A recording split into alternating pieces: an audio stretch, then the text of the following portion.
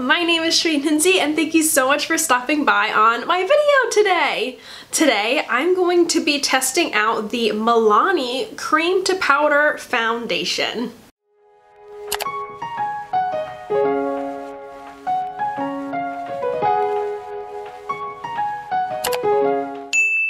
This is supposed to be a dupe for the KVD Vegan Beauty Good Apple Foundation. When I saw this on TikTok, I jumped on that real quick. I was like, oh my gosh, if there is a dupe for it, that's even better. Then show a girl, show me, let's test it out and see if this can cover the acne on my face and turn out a little bit better than the Good Apple Foundation did for my skin. Spoiler alert, if you have not seen that video already, definitely check it out. I'll have it linked in the cards. Check out that video if you have not seen it yet. I got mine at Walgreens actually, and it's only online at Ulta's website currently, but this is what it says on Ulta's website right now. Blend in, stand out, Milani Conceal and Perfect Smooth Finish Cream to Powder Foundation is back and better than ever. So I guess this came out a while ago and they re-released it. I did not know that they had something like this. This is a must-have complexion perfector, glides on as a cream and then magically morphs into a buildable, full coverage, light diffusing powder foundation with a soft, matte, camera-ready finish. Made with lily and bamboo extracts to control oil and shine, keep skin on point wherever the day takes you. It's supposed to be light diffusing, contains antioxidants. It has 22 shades. So actually where I went, the Walgreens, this was the lightest shade that they had. Shade Buff 208. Hopefully that one will match me okay. Like I said, it was the lightest one that they had there. They definitely did not have all 22 shades in store. Here is the Good Apple Foundation. It actually was a pretty good match for me, and here is Buff. So let's compare the two and see how they look. Actually, they might work out. This shade Buff might work out for me. I've never been a buff or a beige or anything in that realm, but actually this might work out for me. This one does look a little bit more orangey to me in person, but again, I should be able to get it to work. On one side, I'm going to use a microfiber sponge. This one is clean, but it is a little bit stained from a previous foundation, so don't worry, this is a Juno and Co. clean sponge. And then on the other side, I'm going to use a Sigma F80. All the tools and everything that I use are linked down below. I have a discount code with Sigma brushes, and I have my own brush set, which includes the Sigma F80, so definitely check that out. On my eyes, I actually tested out the new Juvia's Place Eye Prep Eye Prime eyeshadow primer as a base for my eyeshadow today. I have the ColourPop Fade into Hue palette on my eyes, just orange and pink. Decided to match the vibrancy of my t-shirt today. It is so warm outside. It is finally spring. I got my Dunkin'. Oh, I did not even realize I matched my Dunkin'.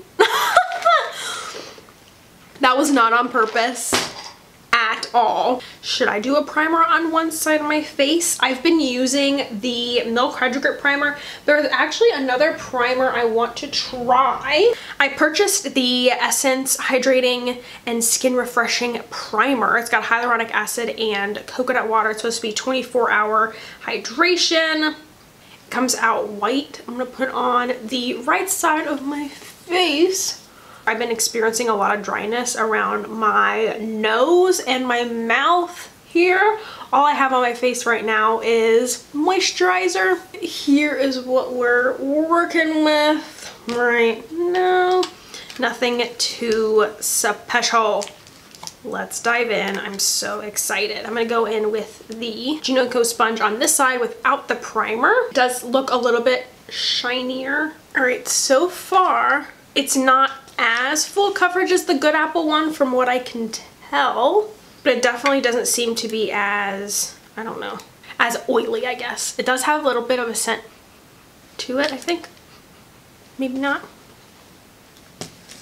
This actually is looking pretty decent on my skin right now. Right here it is on one side of my face.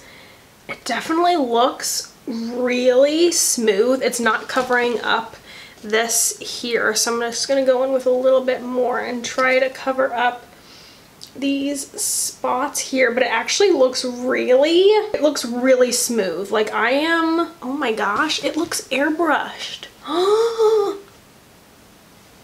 Okay, I'll see you Milani. Let's go in with the Sigma brush. This one definitely feels a lot stiffer than the Good Apple one for sure, but it's like not clinging to texture or anything. It's literally just sitting so nicely on top. Let me feel it. Okay, it does feel a little oily. I just dipped my finger in there. Just gonna buff it in here. I did not know what to expect with this, but wow, I'm liking this so much better. Oh, right here I burned myself with my curling iron. You can still see, like I got this big zit here, you can still see the discoloration there. I just feel like it's laying on my skin a lot better. All right, there we go. Oh, I didn't even use the sponge that it came with. Whoops, probably should have done that, but I would assume that. All right. I'm gonna go in with the e.l.f. Camo Hydrating Concealer. I saw a hack on TikTok that so I'm gonna spray some setting spray on my finger. So I've got just some setting spray. I'm just gonna rub it on my fingers here. And I'm gonna tap my concealer in with the setting spray. It's apparently supposed to help with fine lines. Okay, wow, the Milani foundation definitely set down. It still feels a little bit tacky, but I definitely can understand where they're saying with like the powder finish, because it definitely set a little bit where the Good Apple one did not. Okay, this is surprising me. I'm gonna take my MERCIER translucent setting powder and set under my eyes, and I'm just gonna set around my nose and my forehead here between my eyebrows, anywhere where I get bad creasing. I'm just gonna take a powder brush, and then I'm dipping into the MERCIER powder again just to kind of lightly set all over my face. All right, what do you guys think? How is this looking? So I'm gonna go ahead and do the rest of my makeup off of camera, finish my eyeshadow, bronzer, blush, all that kind of stuff, and I'll be right back. We are back. I've got some Kara Beauty lashes. I have a discount code with them, and I am an affiliate, so if you do purchase through my link, I do get some commission. It helps me, it helps the channel out so much. So thank you if you do purchase from Kara Beauty. So I have some of the lashes on. I didn't even fill in my eyebrows. I just have a little bit of the Wet n Wild Brow Obsessive Brow Gel in my eyebrows.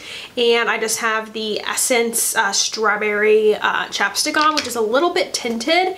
And that's kind of what everything is looking like. As the foundation has settled into my skin, it is clinging around my nose. So I'm not sure if that's the foundation turning into a powder, or if it is just clinging that bad to some of the dryness. I did use the hydrating primer on this side, like around here, and I haven't noticed it, like the hydrating primer help at all in that way. But here's what everything is looking like. It looks really good. It's not settling too bad into my fine lines. I mean, it's settling like a little bit there, but not as bad as some other foundations I've had. I'm very happy with how my makeup looks at the moment. It is 2:15 right now, so it is a little bit later in the day. I had the chiropractor this morning. I actually picked up this foundation this morning as well. Before the chiropractor, went to the chiropractor, came home, ate lunch, sat down, did my eyeshadow. So it is a little bit later in the day, but this is going to be kind of like a quick review so I can compare both foundations later this week. I'm excited to do that. So that is what it is all looking like right now. I'm going to be outside. I'll show you guys what it looks like outside and everything. And I'll check in with you guys in a little bit. Bye! I thought I would do a little close-up in front of my balcony window here so you can see what the foundation is looking like. This is not the best angle. So here is like where it's, you know, it's, I don't know why it's like dry and clinging right there, but again, I'm not sure if that's just from the foundation like setting. So this is what it's looking like up close. I have a feeling this will look a lot better once it has settled into my skin and everything. It's only, what time is it? It's like after 3, so it's only been an hour. Yeah, it's been an hour since I've worn the foundation. And I did not set it with setting spray like I normally do, but I feel like it's gonna look better throughout the day, or at least I hope it will. But I don't even feel it on my face or anything. It just feels pretty comfortable. So that's what it's looking like so far. Hello, the time is now 10:05, so I've had this foundation on for about 8 hours, almost 8 hours, just a couple minutes short of 8 hours. But I am pleasantly surprised with how this is looking.